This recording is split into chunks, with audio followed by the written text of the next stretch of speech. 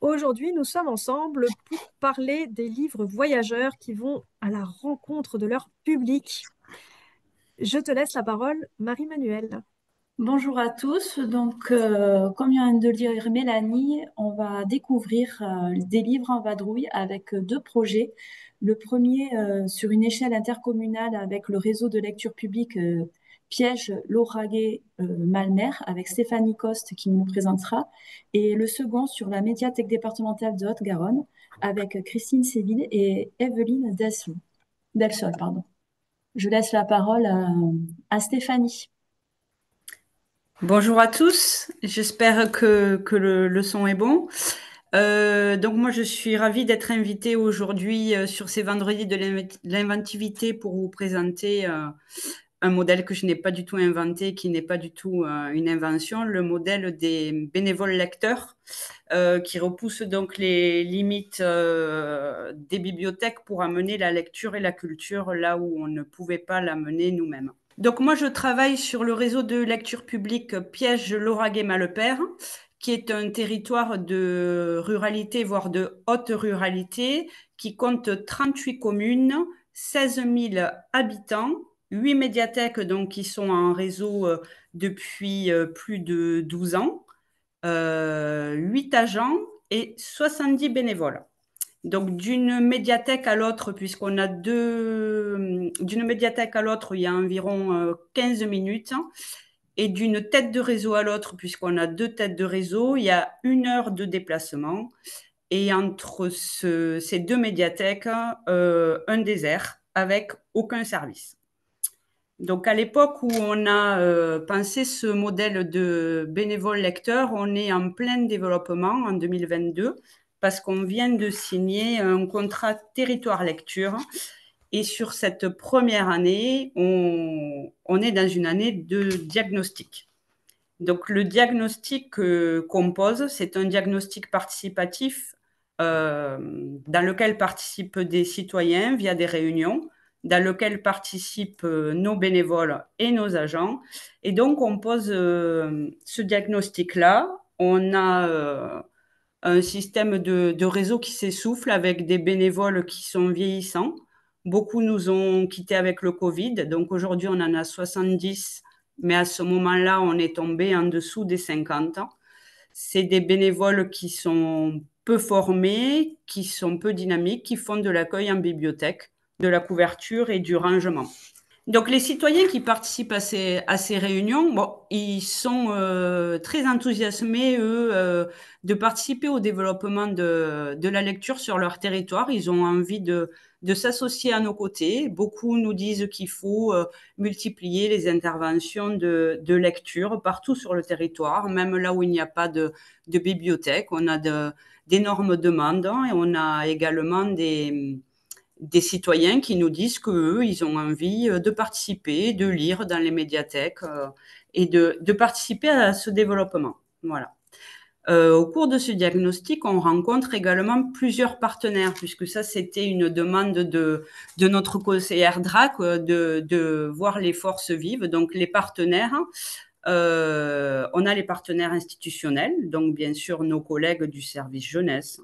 On a les crèches, on a les EHPAD qui répondent à nos côtés, à notre invitation. On a les IME, un ESAT, on a des écoles. Et tous nous disent, ben oui, nous, on veut multiplier vos interventions. On rencontre également le CREPA, qui est un centre de ressources audois, mais vous devez avoir l'équivalent sur vos territoires, qui participe à la lutte contre l'illettrisme, qui, lui, nous dit qu'il n'y a aucune donnée concernant l'illettrisme sur le territoire Piège-Lauragais-Malepère, mais qu'ils savent que les données en Occitanie ne sont pas bonnes et encore moins bonnes sur notre territoire. Et le dernier partenaire qu'on rencontre, c'est la FAOL, qui lui développe le modèle que vous devez tous connaître, le modèle de lire et faire lire, où des bénévoles lecteurs de plus de 50 ans vont lire à des enfants. Donc, on croise tout ça. Plus de demandes de lecture, une demande de partenariat de plus en plus forte, des citoyens qui veulent lire à nos côtés et la possibilité de développer un modèle de bénévole lecteur. On croise tout ça, on en parle à notre collectivité qui est bien sûr enthousiasmée et qui nous dit que eux, ils sont OK, qu'on n'a qu'à développer, mais bien entendu, à moyen constant. Donc là, on se pose la question de comment on va faire et on se dit, ben, on va adapter à notre territoire le modèle donc, de lire et faire lire.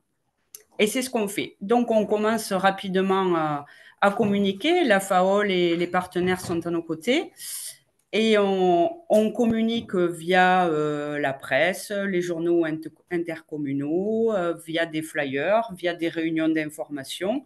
Et on propose à tout citoyen qui le souhaite de devenir lecteur à nos côtés. Voilà. Et rapidement, on a une adhésion du public avec plus de 30 personnes qui répondent présents. Donc là, il ne faut pas traîner et il faut organiser le service.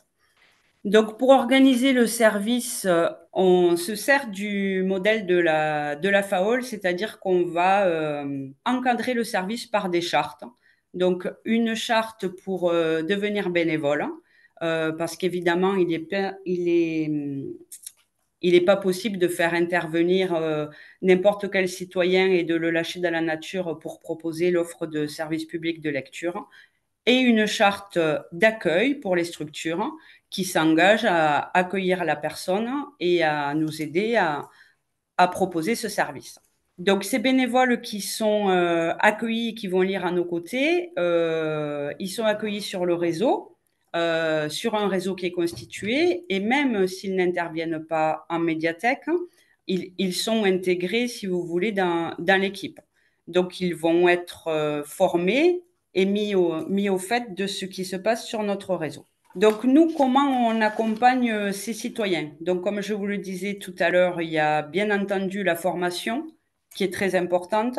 On leur propose aussi des outils d'animation, des fiches, des tapis lecture et des bibliographies. Donc, la formation, c'était le point numéro 1, savoir qui est-ce qu'on envoyait lire à nos côtés sur le territoire. Et donc, on a créé, accompagné par la bibliothèque départementale, un parcours à la carte avec une formation de base, donc avec un panel de formation qui allait de la lecture à voix haute, l'utilisation d'un kabishibai, savoir choisir un livre, etc. Et donc, il était nécessaire pour tout bénévole qui intégrait notre service de participer au moins à une de ces formations. Donc, parallèlement, ce qui est intéressant de dire, c'est qu'on intègre ces bénévoles lecteurs, mais on a également renforcé et dynamisé le staff des bénévoles en structure. Et donc, on a créé 2 parcours de formation avec la bibliothèque départementale et ce système a dynamisé l'ensemble du réseau. Donc, les outils, comme je vous le disais, les outils qu'on propose à ces bénévoles, ils sont accessibles en bibliothèque. On leur envoie par mail, mais ils peuvent aussi venir les chercher à la demande. Il y a des bibliographies. Tous les 2 mois, on propose une nouvelle bibliographie et on leur propose les livres qu'ils vont pouvoir aller lire en structure. Pour nous, il était évident qu'il n'était pas possible que les livres soient choisis par eux à la maison, c'est-à-dire que toute lecture en fait est j'allais dire contrôlée, mais vous voyez pas, vous voyez le principe, on ne lit pas n'importe quoi, n'importe qui. Donc là, il y a la validation du bibliothécaire. Donc les livres sont choisis par les bibliothécaires et avec les bibliothécaires. Donc nous, notre travail, c'est le travail d'une bibliothécaire classique, c'est-à-dire coordonner les actions et créer du lien. Donc c'est nous qui nous occupons de mettre en lien l'offre et la demande. Donc, le bénévole qui souhaite lire et la structure qui souhaite accueillir. Donc, on fait signer les chartes, bien entendu, mais on s'occupe également des plannings. Donc, c'est un gros travail d'organisation, donc de gestion et de rotation des collections. Qui prend quel document à quel moment, qui va lire où. Il est évident que pour nous, c'est un travail de planification et d'organisation énorme et ça correspond actuellement à un demi-ETP qui en fait s'occupe de gérer ces lectures en extérieur. Donc, comme je vous l'ai dit, la plupart des interventions se font en hors les murs. Nous, quand on a pensé ce modèle, il n'était pas question pour nous de remplacer ce qu'on faisait déjà ou d'alléger le travail des agents en bibliothèque, mais bien de nous développer et de pouvoir répondre à une demande à laquelle on ne pouvait pas répondre. On n'était pas capable de lire mensuellement, et maintenant c'est de manière bimensuelle, dans les crèches ou dans les EHPAD. On n'allait pas du tout en IME, on n'allait pas du tout dans les AT et on intervenait vraiment à la marge sur les demandes dans des événements. Là, les interventions en hors les murs se sont multipliées. Donc, comme toute action, en fait, il y a le temps de l'évaluation. Donc, on n'est pas aux côtés de nos bénévoles quand ils interviennent en structure, mais on leur demande de nous faire un retour avec une fiche d'intervention simple, savoir comment ça s'est passé, ce qui garantit aussi la bonne qualité du service, mais également pour eux le confort, parce qu'on est quand même dans une logique d'un citoyen qui doit prendre du plaisir à ce qu'il fait. Le partage de la lecture, c'est le partage d'un plaisir.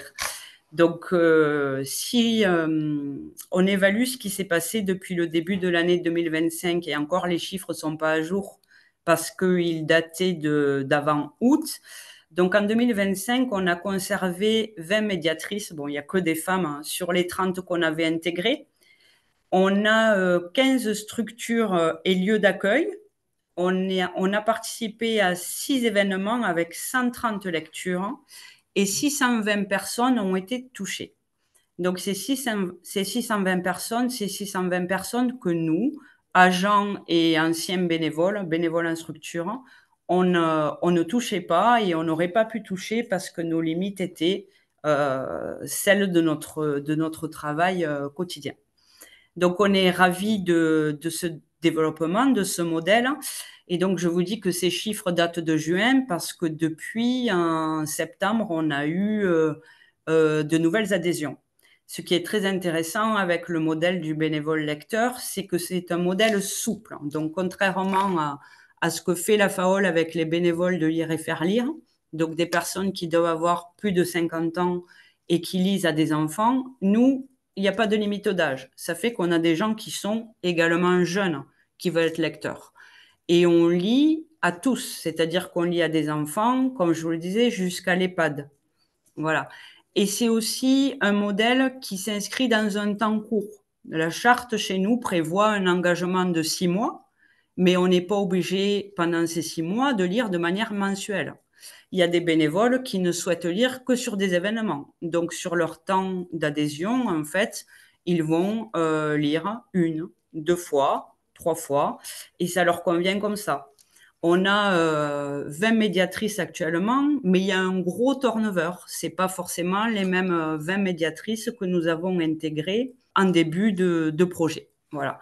Et là, en septembre, il y a de nouvelles personnes qui ont adhéré à ce système et qui vont rentrer dans le parcours de formation que désormais on a rendu pérenne et qu'on prévoit annuellement. Donc, on sait qu'annuellement, au mois d'octobre, novembre et décembre, on aura les trois propositions de formation de base. Donc là, la semaine dernière, on avait une formation illettrisme. Au mois d'octobre, on va avoir une formation sur l'utilisation du Kamishibai. Et au mois de novembre, lecture à voix haute. Et on sait qu'avec ça, on va créer un nouveau groupe qui va être formé et capable d'aller lire toute l'année à nos côtés. Mais nous, on est ravis. Autant les agents qui, au début, avaient quelques réticences sur le fait comment ça va se passer, est-ce que tout citoyen peut être à même et légitime de lire et de représenter notre service, est-ce que ça va empiéter sur notre travail quotidien, est-ce que ça va nous créer trop de travail? En fait, on se rend compte que grâce à ces bénévoles lecteurs, la lecture publique rayonne vraiment sur un territoire, donc comme je vous le disais, rural et qui a peu d'offres. Voilà. Actuellement, je peux dire qu'on est dans un système qui est très vertueux. On est de plus en plus visible, on est de plus en plus demandé et on a de plus en plus de personnes qui adhèrent. Voilà. Donc, on est en train de réfléchir à une politique du livre partout. Là, aujourd'hui, j'ai eu une collègue qui m'a demandé d'être à ses côtés sur le marché de la commune pour monter une bibliothèque sur la thématique des violences faites aux femmes. On nous demande d'intervenir sur diverses thématiques, l'environnement, la mobilité. Enfin, il n'y a plus un seul événement qui se passe sur le territoire sans qu'on pense à la lecture publique. Et je pense que c'est le pari gagnant, en fait. On a repoussé les limites des contraintes budgétaires et des contraintes personnelles.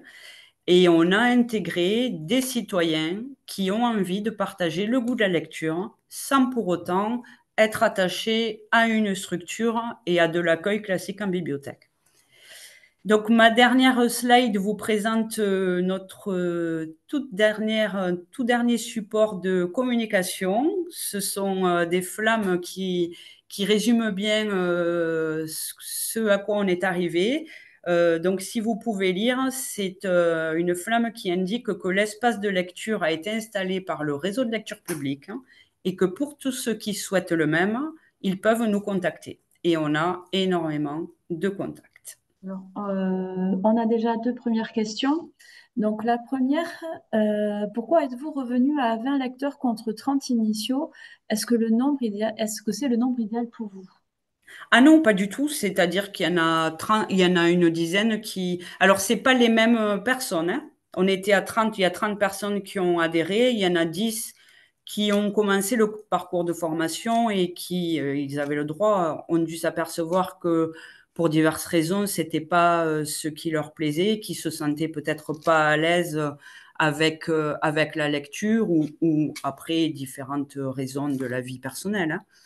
Donc là, actuellement, on est 20. C'est pas les mêmes 20 personnes que le départ, mais 20, c'est bien. Ensuite, il y a une question sur les livres que vous sélectionnez pour les bénévoles. Oui. Est-ce qu'ils s'y retrouvent toujours? Est-ce qu'ils préféreraient choisir eux-mêmes? Alors, ils ont le droit de choisir eux-mêmes, hein. Ils ont le droit de choisir eux-mêmes, mais en médiathèque. Donc, nous, on leur propose la facilité de la bibliographie thématique en fonction de l'actualité du réseau.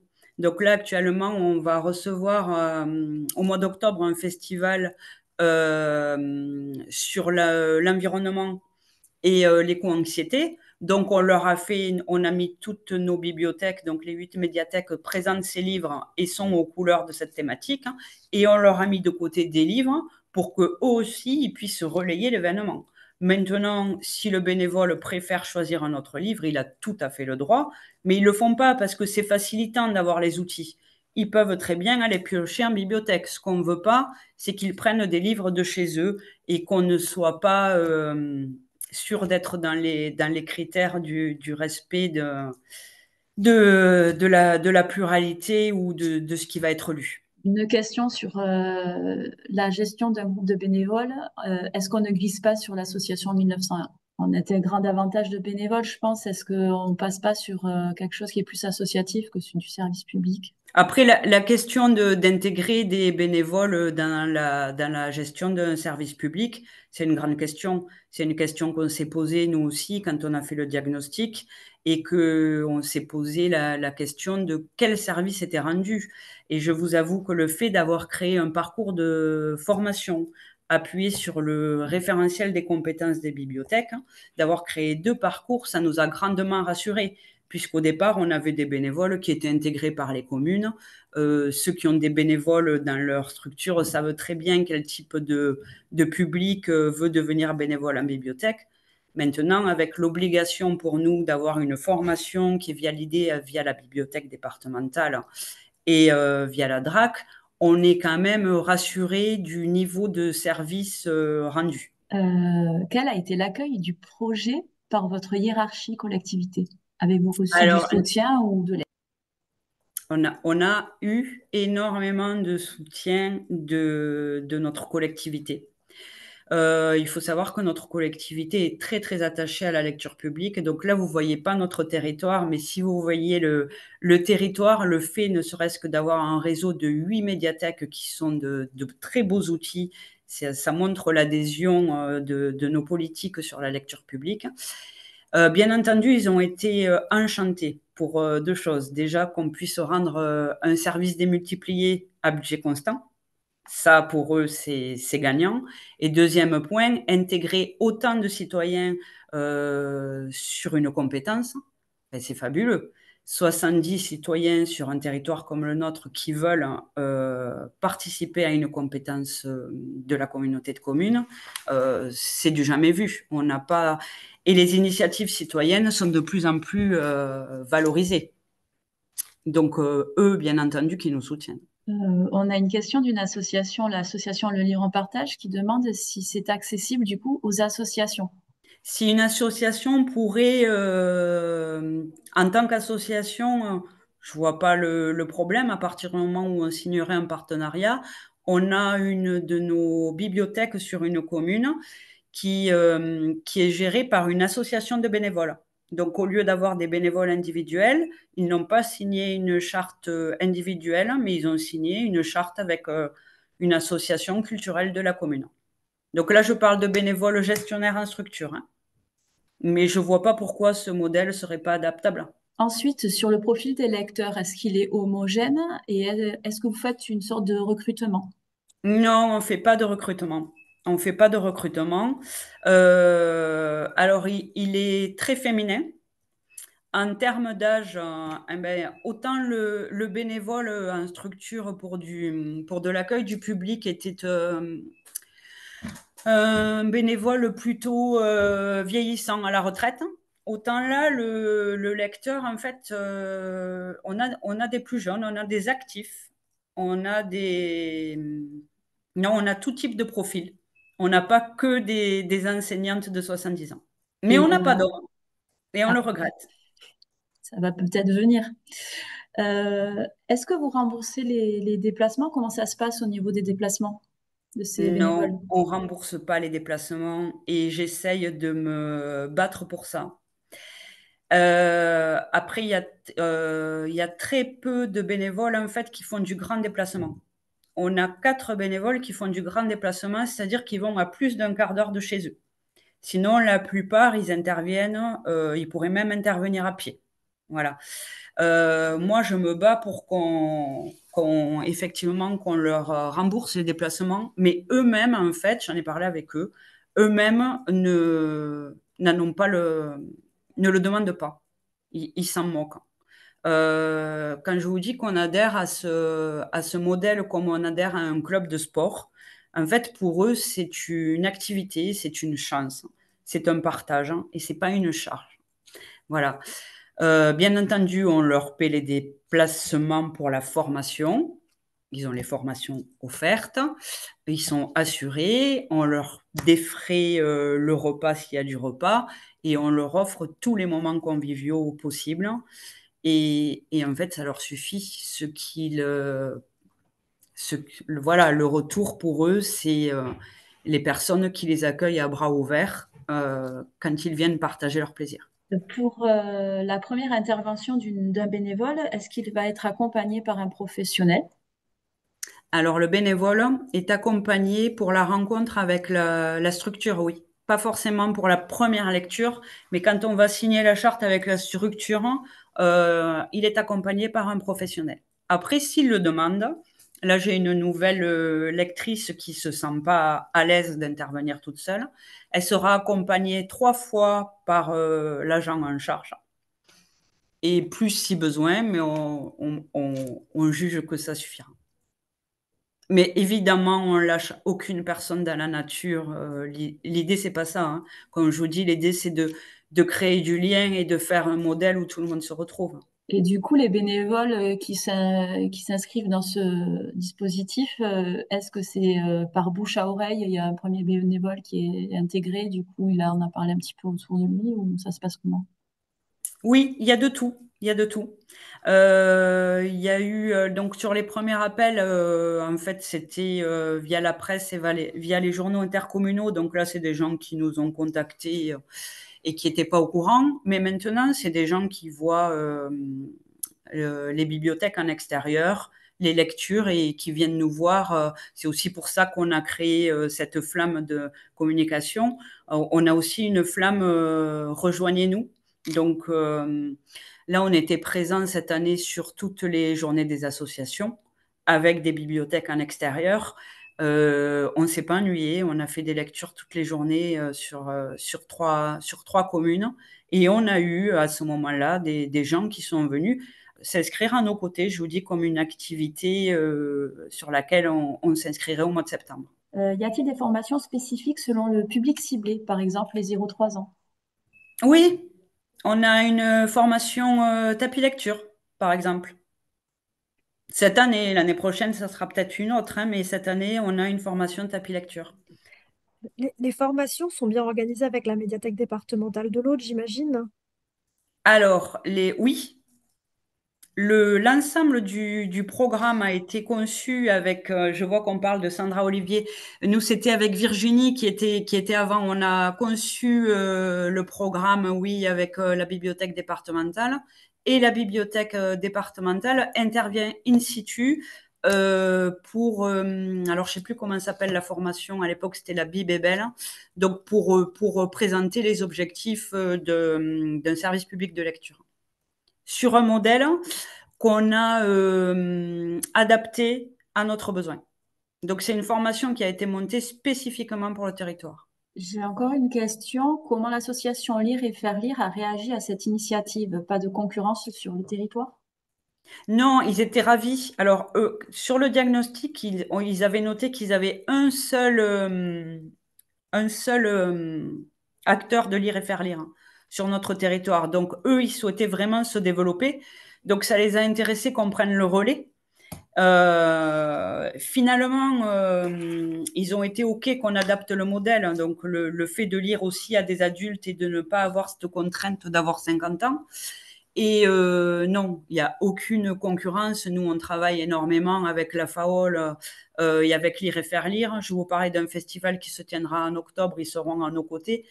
Donc, au contraire, ça a créé des liens, des entrées et on travaille ensemble. Merci pour cette présentation très détaillée sur ce projet qui a l'air de très bien fonctionner et qui donnera peut-être des idées à d'autres structures.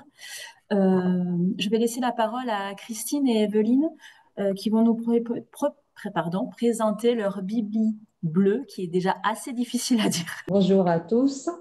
Donc, Christine Sibyl, à la médiathèque départementale de la Haute-Garonne. Je travaille sur 2 services, le service des collections en fiction jeunesse et également sur le service de développement des publics où je suis chargée d'accompagner les projets en lien avec les directions de l'action sociale du département.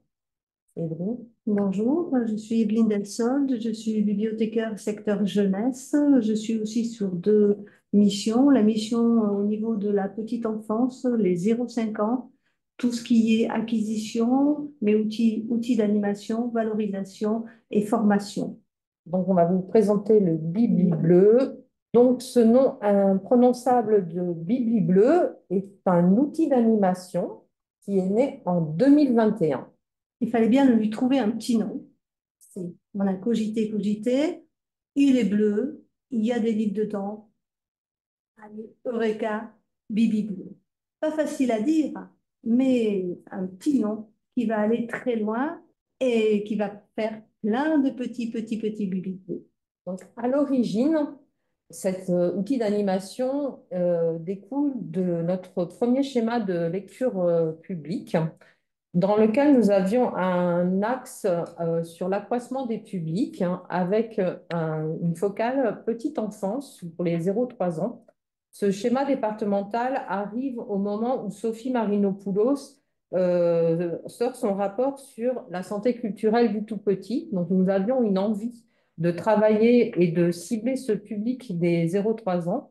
Ce que nous avons fait avec, dans un premier temps, une mission petite enfance qui a consisté à un diagnostic sur le territoire des actions menées autour de la petite enfance par les médiathèques de notre réseau. Et c'est également la volonté, dans le même temps, de travailler en transversalité avec la direction de l'action sociale de proximité du conseil départemental. Donc, c'était travailler entre services pour ce développement des publics sur le thème de la petite enfance et de la parentalité.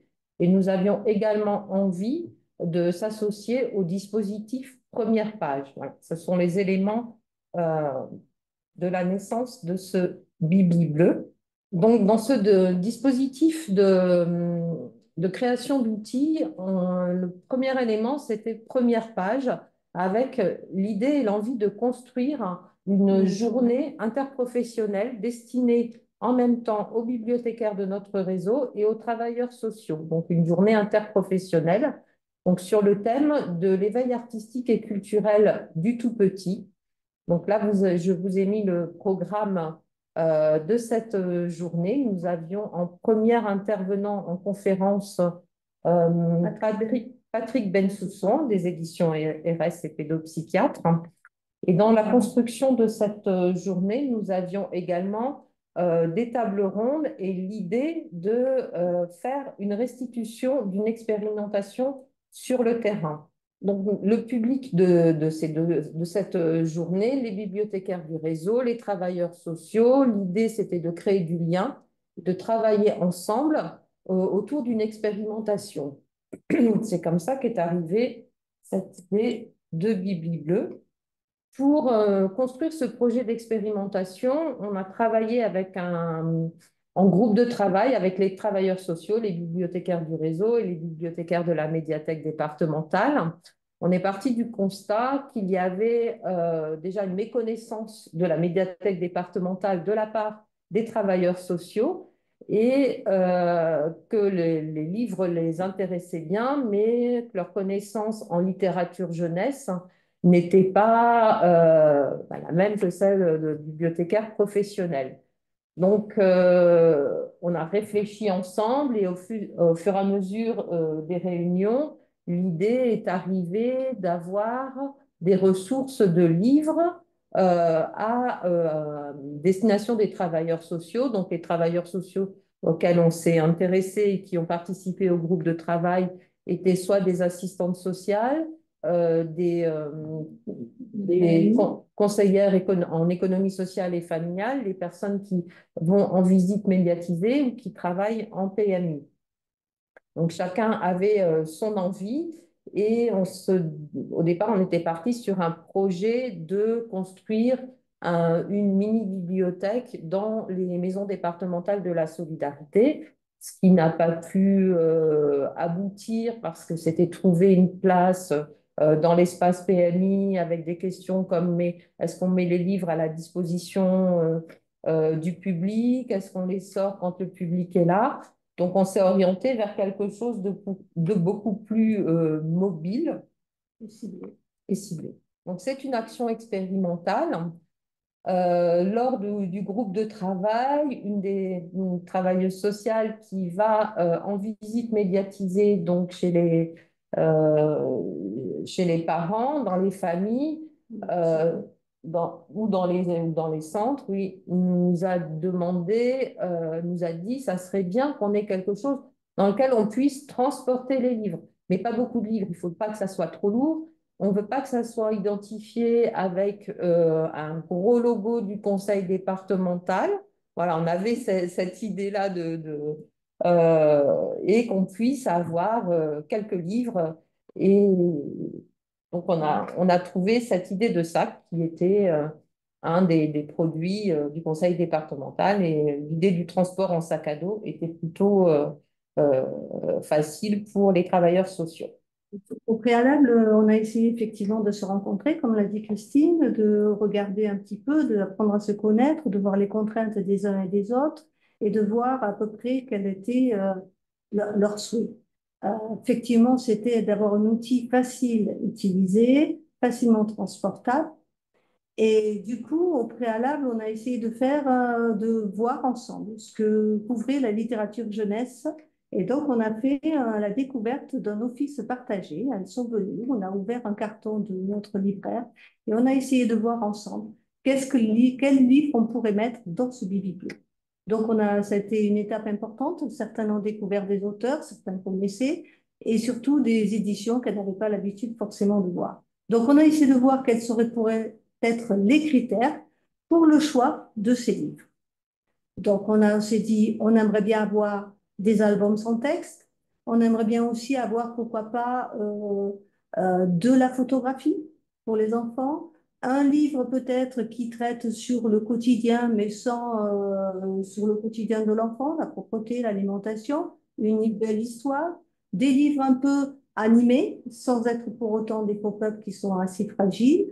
Un instrument de musique, une marionnette, pourquoi pas. Et on est parti sur ça en se disant, eh ben, on va tester, on va faire 8 Bibi Bleu qu'on va tester pour voir le retour. Et donc, en même temps, avec les personnes du groupe, on a fait une grille d'évaluation. Pour recueillir leur retour. Recueillir leur retour. Il y a eu un calendrier de janvier à peu près à mai. On a fait ces réunions de connaissances, de prise de connaissance, d'essayer de voir ce qu'on pouvait faire ensemble. Puis après, on a constitué les Bibi Bleus. De début juin à peu près jusqu'en juin, on est allé en MDS présenter le Bibi Bleu. C'est-à-dire qu'on a pris nous-mêmes le petit sac à dos, on est pris rendez-vous, on a lu les livres ensemble, on a essayé de voir quelles pouvaient être des animations, mais sans obligation, c'est-à-dire qu'on restait relativement, vu que c'est dans un contexte assez particulier, dans des visites où elles sont là aussi pour aborder d'autres sujets, c'était juste pour voir comment, à travers juste une marionnette, un petit moment de musique, un petit instrument de musique, ou simplement la lecture d'un petit album, on pouvait amorcer une nouvelle approche avec les familles et avec les enfants, qui sont souvent présents lors de ces rendez-vous. Notre Bibi Bleu, ce qu'il faut dire, c'est que chaque Bibi Bleu est unique. C'est-à-dire qu'effectivement, il n'y a jamais le même livre, il n'y a jamais le même objet, il n'y a jamais la même marionnette. La seule chose qui est identique, alors, on retrouve 8 petits albums, si possible cartonnés, de format qui puissent rentrer dans notre petit sac à dos. Hein. Donc, c'est un peu dommage, on ne peut pas mettre des grands imagiers, mais on trouve matière quand même. Une petite marionnette, un petit jouet. Ça peut être tout simplement un bâton de cuisse, ça peut être une boîte à musique. On vous a donné un des exemples, il y avait un bâton de pluie, une petite marionnette et une petite enceinte Bluetooth.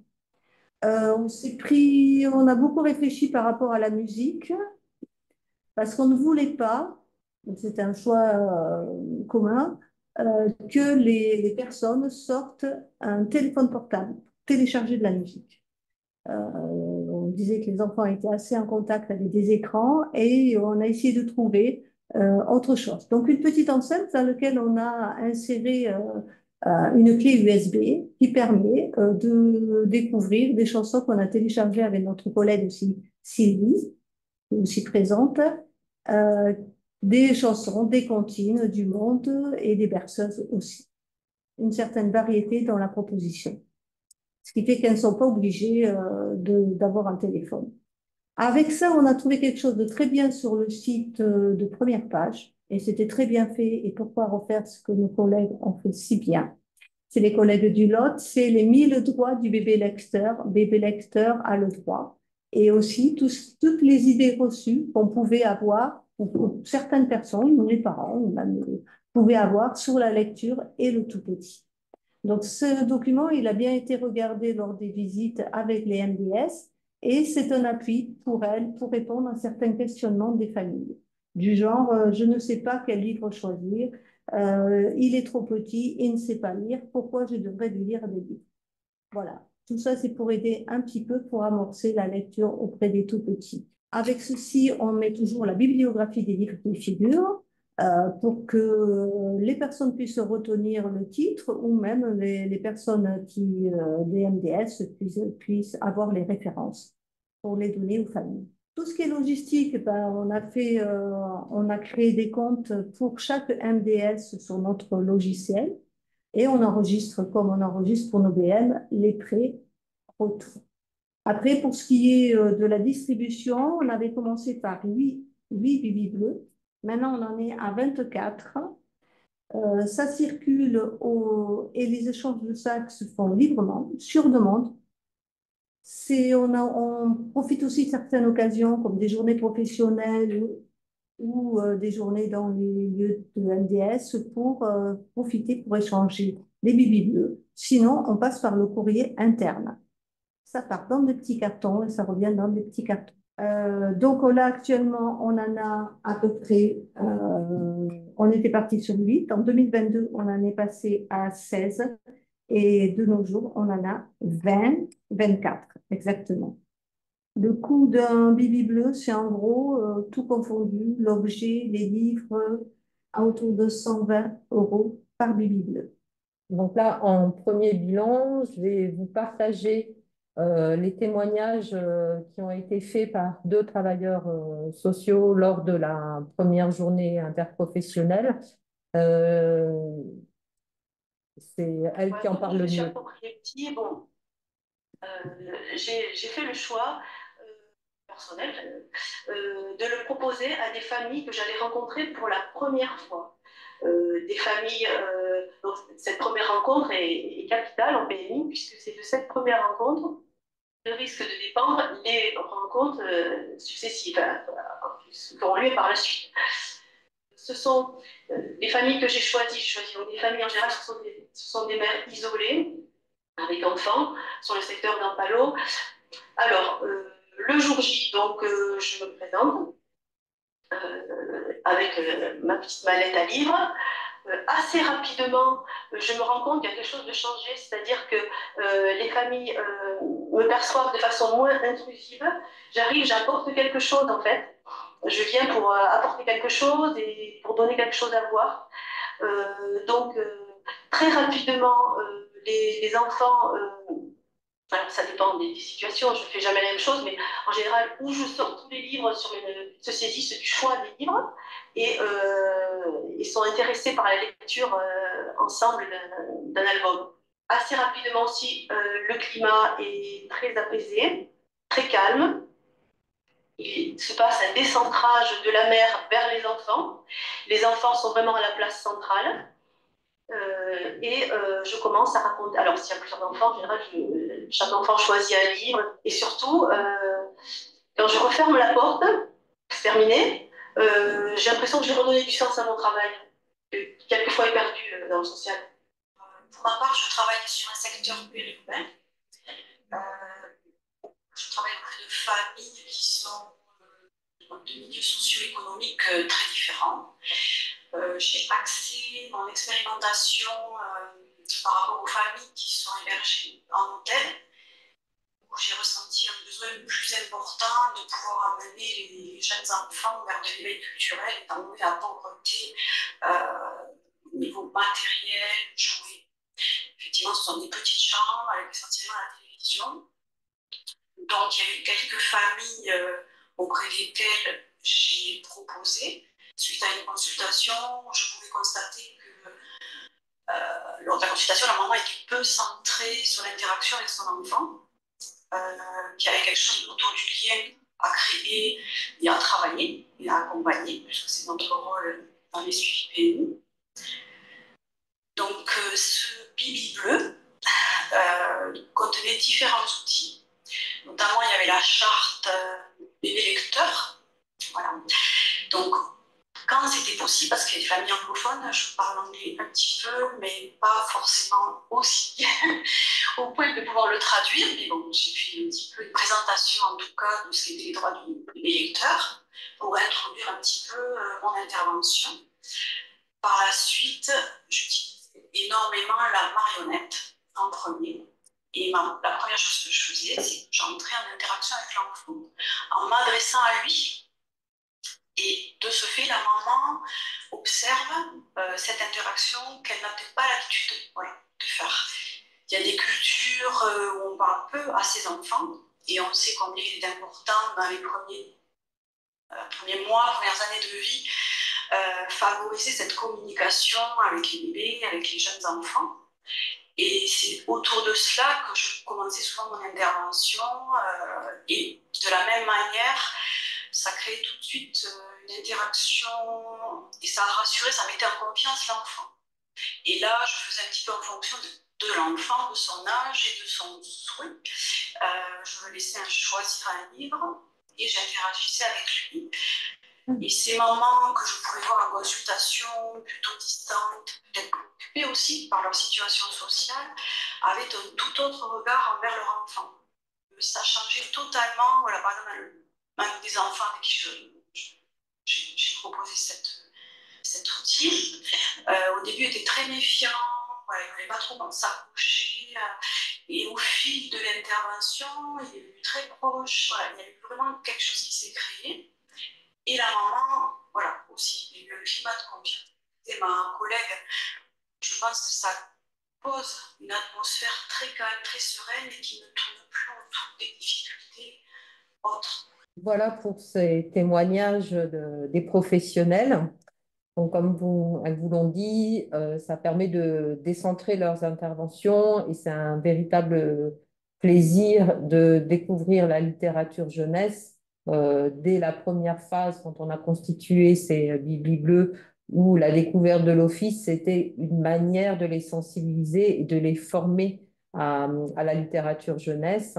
Et ensuite, nos interventions dans les MDS pour présenter l'outil, c'est également un temps de formation pour ces travailleurs. Ben, une bouffée d'oxygène, on vient de l'entendre par les témoignages. Je voudrais juste apporter des témoignages par rapport à la musique, puisque ça a été peu évoqué. Des témoignages qu'on a recueillis dans les bilans. Le plaisir de certains parents de reconnaître des musiques, des comptines qu'ils avaient entendues, qu'ils connaissaient, mais qu'ils avaient peut-être oubliées de leur enfance. Et beaucoup disent que la musique permet un moment de calme avec l'enfant, un échange à travers les chants et des chants que connaît la maman. Certains se sont mis à chanter. La musique était aussi à apporter énormément de gaieté dans l'interaction et un apaisement. Et pour certains, ben, ça a été un amusement, des rires, les enfants ont dansé et ça a mené une bouffée d'oxygène, comme on disait, dans les interactions. Et un petit témoignage d'une maman qui, pour la première fois, a voulu avoir un livre de comptine, acheter un livre de comptine pour son enfant. Du côté de notre bilan médiathèque départementale, bah, cet outil Bibli Bleu avec son nom imprononçable de couleur bleue, ça a été un formidable outil de communication auprès des travailleurs sociaux. Donc, on est parti d'une expérimentation à 8 outils et on se retrouve avec 24 Bibli Bleus. C'est un outil dont je me suis servi à chaque sollicitation de rencontre ou de projet avec les travailleurs sociaux en MDS. Donc, je l'amenais, donc ce n'était plus Christine Sibyl, mais le Bibli Bleu sur leur forum où ils partagent, où les travailleurs sociaux partagent leurs actions et leurs projets avec les partenaires. J'ai été identifiée avec ce Bibli Bleu qui est devenu quelque part notre mascotte et qui a été un facilitateur de liens et de connaissances pour aller vers d'autres demandes et être sollicité pour des interventions de la médiathèque départementale, par exemple sur la problématique des écrans ou sur des livres pour accompagner des ateliers papoteaux pour les parents et enfants qui sont organisés sur certaines MDS. Ça a également été une porte d'entrée pour ouvrir, une de nos volontés d'ouvrir nos formations aux travailleurs sociaux. Donc, c'est aussi intéressant d'avoir un public mixte dans nos formations. Et également, dans notre bilan et les perspectives, c'est des sollicitations pour constituer l'équivalent du Bibli Bleu pour un public d'enfants un peu plus âgés et également pour d'autres publics comme les personnes âgées, aller vers les EHPAD également.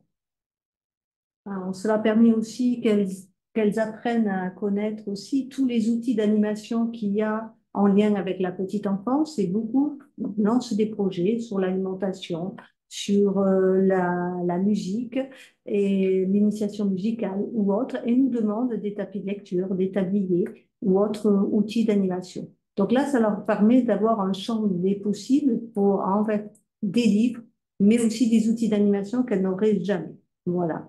Et se poser la question, qu'est-ce qu'elles peuvent faire? Créer du lien entre elles, créer des projets autour de la littérature jeunesse. Merci Christine et Evelyne. J'ai déjà 2 questions qui sont arrivées sur le chat. Une première sur la logistique. Lorsque les outils reviennent, est-ce que vous avez systématiquement un temps dédié pour nettoyer les objets ou comment vous gérez ça? Effectivement, quand ils reviennent, je ne nettoie pas forcément toutes les peluches, je regarde un peu leur état. Et donc, on nettoie un peu les livres, les objets, mais bon, c'est vraiment pas grand-chose. En fait, ça revient pas d'un bloc. C'est de temps en temps, j'ai vu les lieux qui vient, on m'en redemande un autre. Bon, sauf pour les journées professionnelles, où là, la prochaine qui a lieu en novembre, je vais envoyer un mail en disant celles qui veulent échanger du lieu, c'est l'occasion hein, de ramener, mais ça prend pas énormément de temps. Je vérifie que tout soit qu'il n'y ait rien de perdu, ou et je recharge souvent la petite enceinte, qui effectivement est souvent sans batterie. Ensuite, est-ce que les familles peuvent conserver les biblios chez elles ou pas? Non. Non, effectivement, c'est un outil pour les personnes qui vont dans les familles. Effectivement, il y a peut-être le regret de ne pas pouvoir partir avec les livres, mais ça voudrait dire qu'on constitue constamment des livres. Ceci dit, on a une action où on donne des livres, on fait des dons. On a proposé au MDS de venir sur plusieurs jours choisir un stock de livres. Et ces livres-là, qui sont des dons de la médiathèque départementale, pour certains vont être mis dans des boîtes à livres hein, où les personnes pourront s'en saisir. Certains vont être mis dans des salles d'accueil spécifiques et d'autres dans la salle d'attente pour des temps de lecture où les personnes pourront prendre certains livres. Mais les livres du Bibi Bleu, ben, ils reviennent dans le petit sac et ils vont voyager ailleurs. C'est pour compléter, quand on prête l'outil aux travailleurs sociaux, on fait bien évidemment le lien avec avec la bibliothèque de proximité. On les incite aussi à travailler avec la bibliothèque de proximité. Dans le deuxième témoignage qui a été coupé pour des raisons de longueur, elle en parle aux familles de la bibliothèque de proximité. Elle les incite à aller à la bibliothèque de proximité. Quand nous allons dans les MDS présenter les outils, soit on le fait à la MDS, soit dans la bibliothèque de proximité. On ne perd jamais de vue la possibilité de déplacement sur une structure. Et ce Bibli Bleu, donc, qui a aidé à nous repérer en tant que médiathèque départementale, a une suite de travailleurs sociaux qui m'ont sollicité pour se mettre en lien avec leur bibliothèque de proximité et faire des animations, une rencontre des familles qu'elles accompagnaient dans la bibliothèque avec un atelier de la bibliothèque. Voilà. Des ateliers papoteaux pour certains qui sont dans les médiathèques. Vous fonctionnez avec une durée de prêt ou ça dépend de chaque... Non, pas forcément. On n'a pas imposé une durée de prêt. C'est à elles de voir. On sait qu'elles veulent échanger le Bibi Bleu. Certains les gardent 6 mois, d'autres 8 mois. Il n'y a pas de règle. C'est à elles de voir si elles ont envie de changer, sachant qu'ils sont tous différents. Certaines me disent, ah, ben, j'ai envie de découvrir d'autres livres. Ben, est-ce que je peux échanger le Bibi Bleu? Et comme on a suffisamment de stock, on en garde toujours 3 à peu près. Un pour Christine quand elle se déplace ou pour certaines manifestation et après le reste, ça tourne. On n'impose pas une durée de prêt comme une bibliothèque qui doit ramener les livres.